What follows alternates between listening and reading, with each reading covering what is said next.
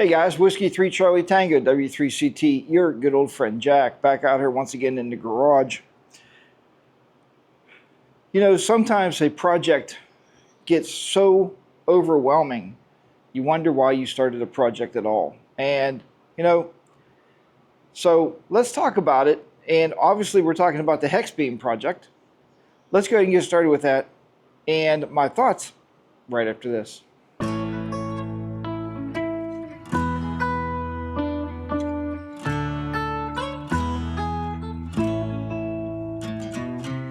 Okay guys, so anyway, you know, sometimes a project just, I don't know, as much planning and pre-planning as went into this project, to put a simple hex beam on my roof, you think it would be like that. It's not. It has not been anything easy. So in looking at the directions here, now I'm going to show these directions to you here on this camera.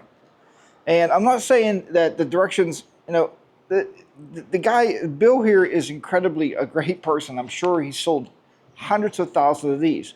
It's probably just me not being able to understand what I'm reading, not being able to understand why things don't fit the way they're supposed to.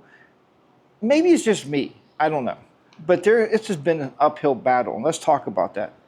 So right here, if you can see this line right here, okay, the aluminum custom size center tube mates up perfectly to either a 1-inch, okay, would not suggest that, or a 1.5-inch mast, okay. A 1-inch, okay, it does say 1-inch, 1 1/4 water pipe or mast will fit into the bottom tube. A 1 1/2, now it says EMT conduit, will fit over the tube, okay. So what I did was I told you guys I had mast from Amazon that I purchased, this stuff here. All right, let's try to show this to you here. This stuff here, this is 1 1/4 inch, okay? 1 1/4 inch mast.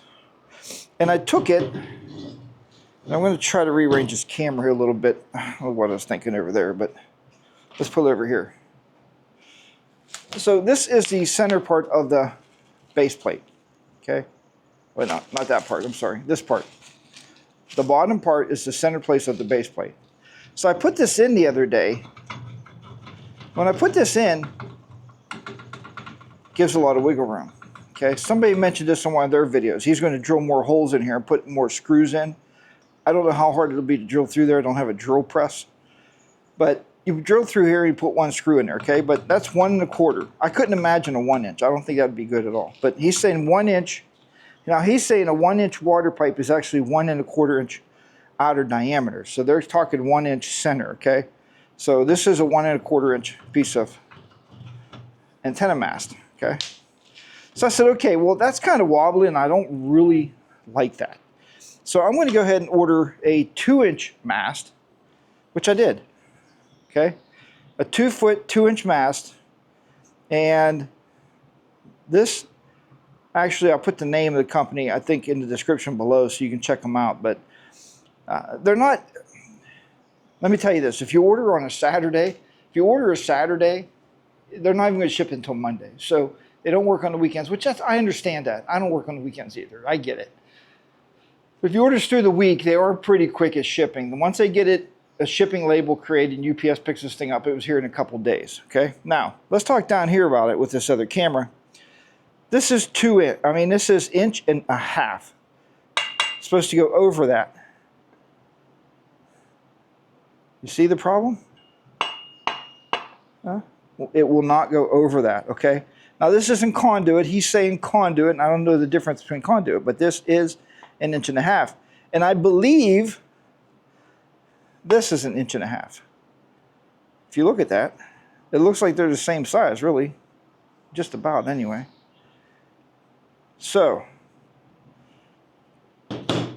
yeah, I've been waiting for all these parts to put this thing together, and it's been a really uphill battle to get this stuff together.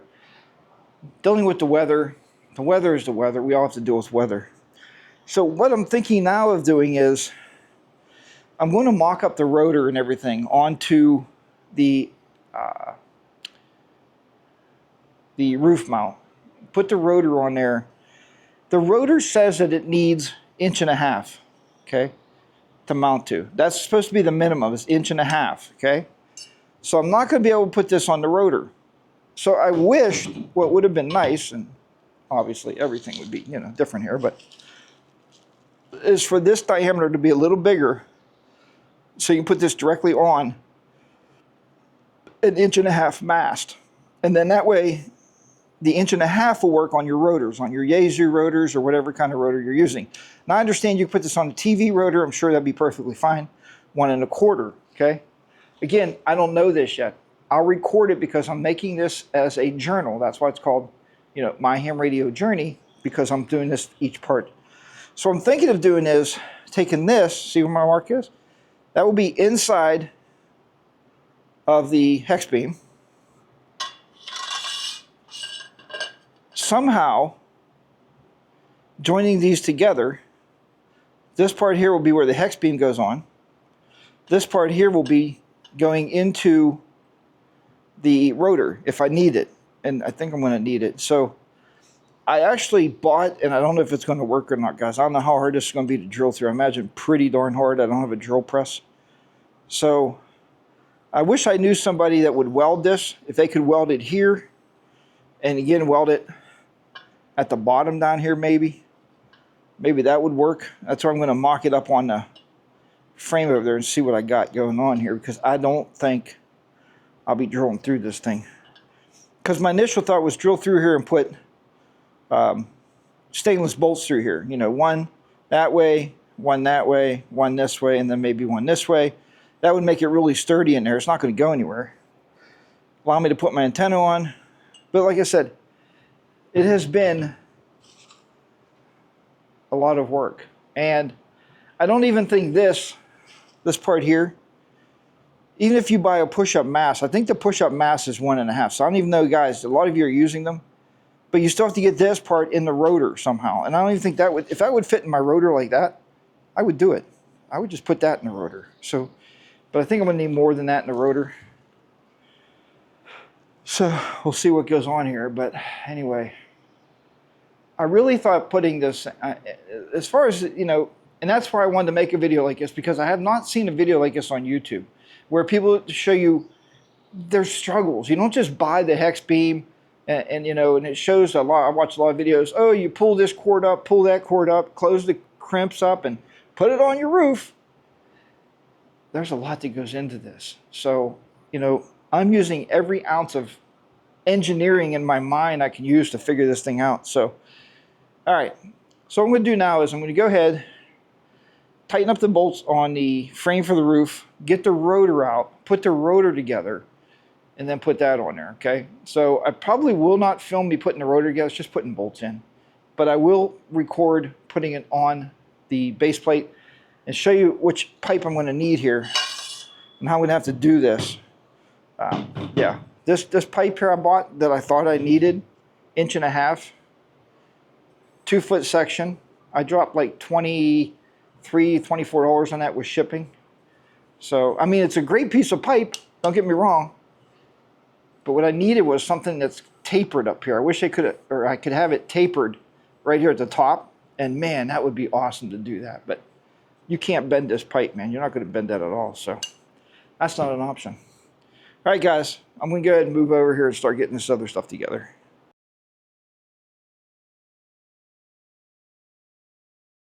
All right, guys, I believe I left you off with the point of trying to get the pipe to fit in the rotor and trying to get that pipe to fit in the hex beam. So two very different size pipes. And I explained that to you, okay? So, yeah, anyway. So with the help of a really, really good close friend, N3WS Tom, Tango Oscar Mike is his YouTube channel, and there's a link here for it again. I sent Tom a text because I remember at Field Day him saying something. We were talking about welders, and he said he had a welding machine. And I thought, okay, well, I was going to actually use bolts and bolt the pipes together. And I was thinking, well, wait, so, and Tom is a very, very smart, intelligent type of a man where he can look at something and say, I could do this, okay? So what I wanted to do was, if we can get them pipes together and make them more solid, so that way I'd have a 1.5 inch pipe for the rotor, and I need an 1.25 inch pipe. You need an 1.25 inch pipe, guys. Use 1.25 inch pipe if you buy this Hex Beam. Okay, that's fair warning. I'm recording these videos again because this is my journey. Everything I've been going through with this antenna to try to put it up in the air and get it operational. Now, and I've done planning for months, okay? And we'll talk about that later. We'll talk about that more in the end, I think, as a wrap up, because I got to actually write some notes up about how this whole thing started and about how the whole process worked. All right, anyhow, so working with Tom, I went to his house, I took the 2 pipes, and I explained to him what I wanted. And guys, this is what we came up with. Let me show you on the lower camera. So Tom actually was able to put the pipe, this is the 1.25 inch, okay? This is the 1.5 inch for the rotor. And we left enough out here, I already drilled the hole for the hex beam, to put the hex beam on there and put the bolt through there for the hex beam. You can see where it's welded. And I also said, Tom, do you think you can weld the bottom? Well, look at this. So that 1.25 inch pipe goes all the way down to the base of the 1.5 inch pipe. So it's a double walled pipe. If you look at that, this pipe is super thick, okay? I would think that probably the rotor is going to break before this pipe would actually ever bend or break out of there. So this is a 2-foot piece of pipe, okay? So 24 inches, and then up on top here we have whatever, just enough to go into the hex beam. So again, and I thank this man so much. Tom, thank you so much again for taking the time out of, you know, to help. And you know, it's really good, guys. Really work at having some friends around, okay? Somebody that you can call when you don't know what's going on. And as far as fabricating pipes and welding, I don't have a welder either. I was going to actually, what I was going to do with this thing is I was going to drill holes through here, you know, stagger them. And I was going to put bolts through there and try to hook it together. But it would have never been what this is welded. That thing's solid. Oh, and then so he also told me when you weld, that's a good place for rust to form, even with the stainless pipes. So he suggested that you should paint it. So this is all painted black now, as you can see. Okay. Here, I'll show you on the lower camera again. So I primered it, and then I painted it. So with Rust-Oleum. So that should be good forever. All right, guys. So with that said, I'm actually going to start today. I think this morning's mission is to finally build the antenna. And today, like every day this summer in Pennsylvania, it's threatening rain. It's threatening maybe storms later. So I don't know. And my wife asked me, will the hex beam fit in the garage? I don't know that either. I got to measure the doorway and see exactly where we're at. Because you need 22 feet to turn a hex beam. So 22 feet diagonally is what you need if I need to get it in the garage.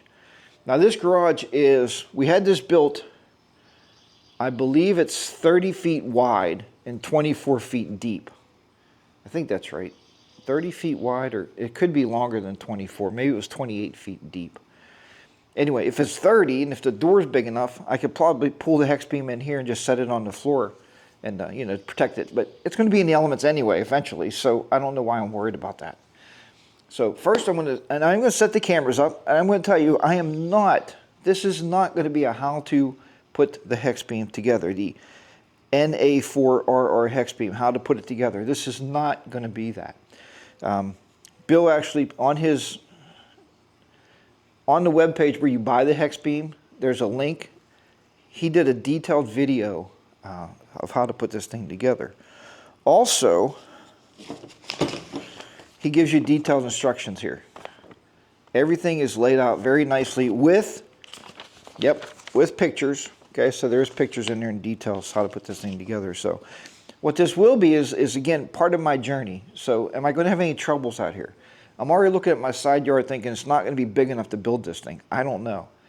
I might have to build it in my driveway. And if I do, the driveway slopes up. Is that going to be a problem? Again, I don't know. It'd almost be better if I could build it in the garage, but I don't know if I get it back out the door if I build it in the garage. So that could be a problem too. So anyway. Yeah, so I think the first thing I'm going to do is go grab a tape measure on my car, and I'm going to measure the doorway to see if it is 22 inches. And we'll see if we can't, maybe, because the garage floor is flat, this would be a perfect place to build this thing. Instead of building it out there on the uneven surface or in the yard next door that might not be enough yard to put it in because there's some obstructions. But see, these are things going through the head, and this is why this is day 485 of building a hex beam. I'm just kidding. I mean, I don't know. It's been a while. I've been actually notating everything on the calendar, when the hex beam arrived, when I ordered it. We'll talk about that at the end of these videos. I also put on there, you know, when I found out that I had to have a different size pipe, when I ordered the pipe, how long the pipe took to come in. You know, the only thing out of the whole entire project so far that's been absolutely phenomenal is DX Engineering. I told you guys. I ordered the parts on a Thursday night, and Friday they were sitting on my porch. Everybody that sells anything needs to call DX Engineering and say, how do you guys do that? Everybody needs that level of service, because when you go to do a project like this, or any project, right? If you're replacing a faucet in your house, you order it, and you don't want that faucet to come 2 weeks later. You want to order it and have it the next day because you need something, right? And I know, you can go to the store, but you can't buy pipe and mass at the store anymore, okay? You can't. There's no Radio Shacks. All right, anyway, that's enough complaining for the day. Let's go ahead and get started and try to do some, I'm going to do some measurements and find out where I might be able to build this antenna. And I'll bring you guys back. Probably be a time lapse through this part maybe. I don't know how to do time lapse, but I'll speed it up a little bit or whatever. But I'm going to try to record putting this antenna together. Okay, I'll talk to you then.